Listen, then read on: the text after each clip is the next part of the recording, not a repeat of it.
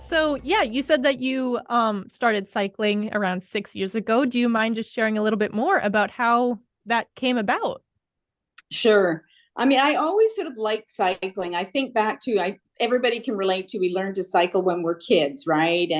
And then, even as a teenager you ride, but somehow we lose the cycling piece for a lot of us. And then when we become parents ourselves, we teach our kids how to ride a bike and we get back into it. And for me, then it was grandchildren. But when I retired, or as I was approaching retirement, it was all right, I'm going to get myself a retirement bike because I'm going to have a lot more time. So I went to Bikes and Beyond and I got what I thought would be the bike that would last me. And in less than a year, I had outgrown that bike because I was riding much further than really the bike was meant for.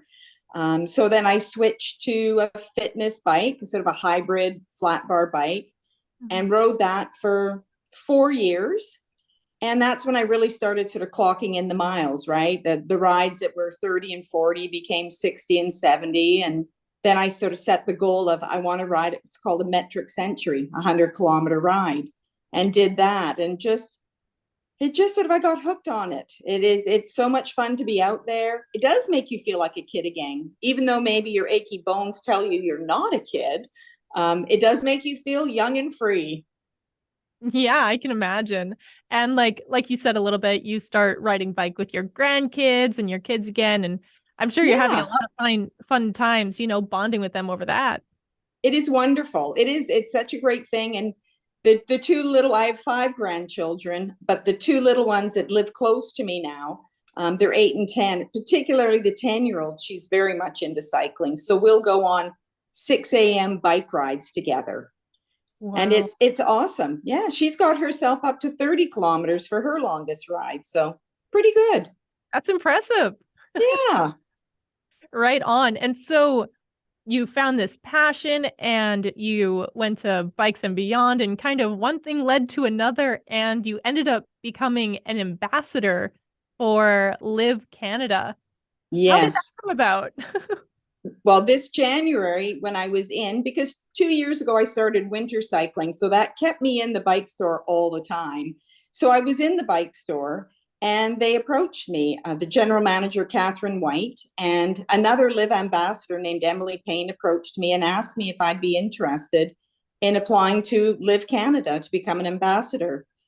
And I thought, why not? See what happens. So I sort of put something together for them and said that my focus would be to encourage and support senior women. Live Canada is the only cycling brand that's totally dedicated to women. So I really love that about Live. Mm. It's of a nice fit.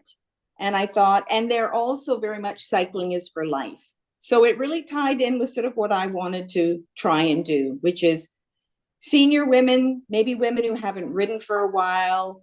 They're a bit nervous to maybe leave their neighborhoods, we're unsure of their abilities, and try and reach out and help them reconnect with that joy and passion that I feel with cycling.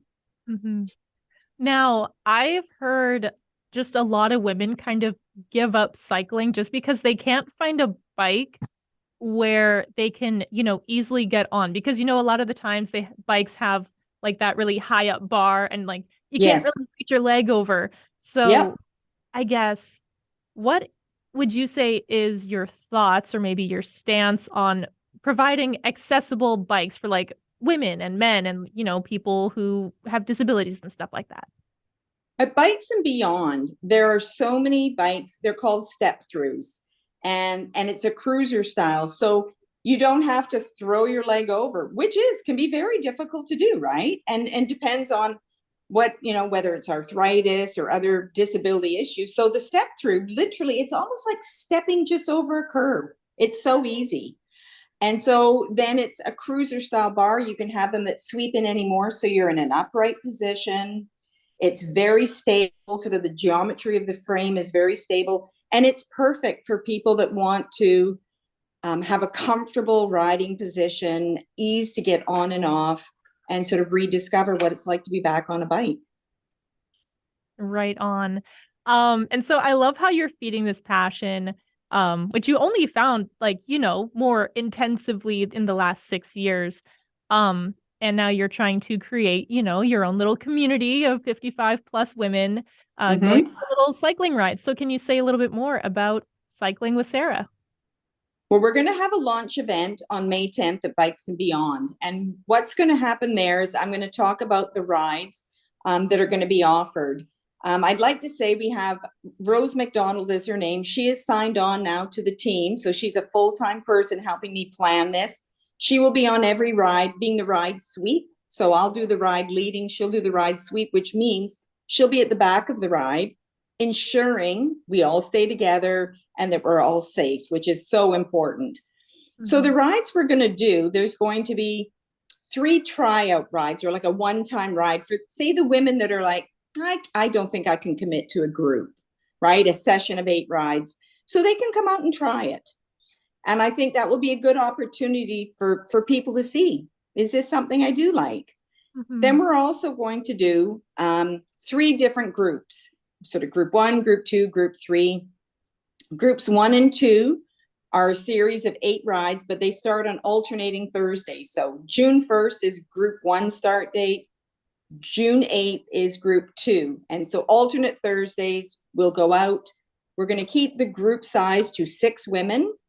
And then Rose and I would be the additional 2 to start out, because we won't know people's abilities. And we want to keep it so it's manageable and safe. And most importantly, that it's fun. Right? No one's going to want to do this after they go for one ride and they go, that really was awful. I don't ever want to do that again. So we want to make sure that they feel it's been a positive, exciting process for them. And then group 3 is going to be July and August every Tuesday. Again, it'll consist of 8 rides. The reason Rose and I are doing Tuesdays, July and August, is because we both co-coordinate a Zumba class at the East St. Paul 55 Plus Center. So we're busy Tuesday mornings. So once Zumba wraps up, then we're going to add the July and August ride so we can reach more women. Mm-hmm. Right on. That sounds like you said, very, very busy, Yes, yes.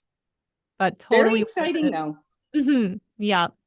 And so I know that Winnipeg may not be, a cyclist's best friend. We don't have, proper um cycling lanes or anything like that. So, um, I don't know, just how do you plan on navigating through the streets with this group of women? You know what we're going to do? We're not going to go on the streets. We're going to stay on bike paths. We have mapped out the June rides are going to be on the Transcona Trail. So it starts at Costco, and the only time we'll be on the street is when we have to cross the path to get to the other side of the path. So it's about 15 kilometers, and we're going to stick to those paths and keep people feeling comfortable, right? July, we're going to do the Gateway Chief Peguis trails. Probably meet up maybe at the 55 plus activity center, maybe at Birds Hill School, ride Gateway, ride Chief Peguis. And again, the only time we'll be crossing streets is just to get to the other side of the path. Yeah. And then in August, it's going to be the Duff Roblin Trail, which leads out. I don't know if you're familiar with the Duff Roblin Trail. It's it goes parallels the floodway. So we're going to pick it up out here and ride it out towards Birds Hill Park.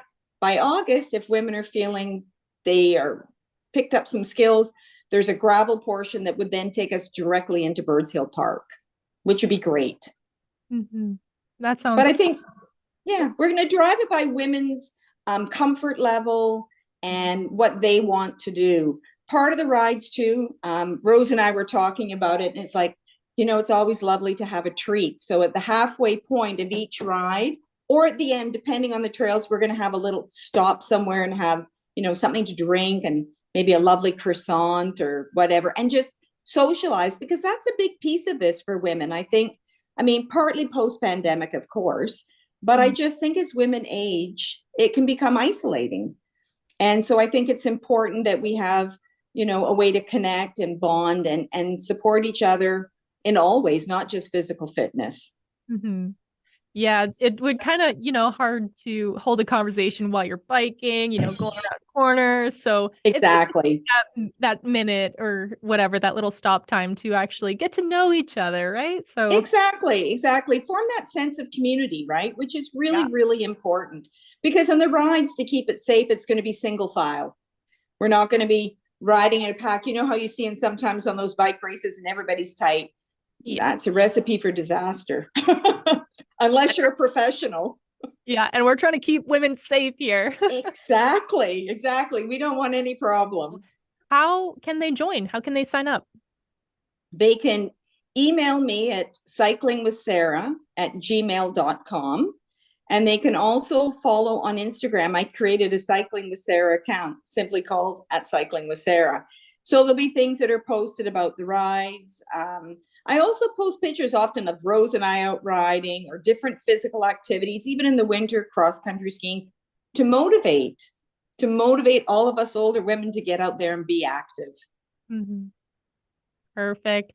And as we kind of wrap this interview up, is there kind of anything else that you want to touch base on? Maybe something that you wanted to mention, but we didn't get a chance to yet? I want to encourage women to take a chance and just see if they can do it, even if it's just one ride. I think that it's easy. I think generally, as we get older, sometimes we put our own self doubts. Oh, I can't do it. It might be too hard, whatever. And I say, this is a great time of life to challenge yourself, to get out there and try something new because you have literally nothing to lose Hmm. and everything to gain.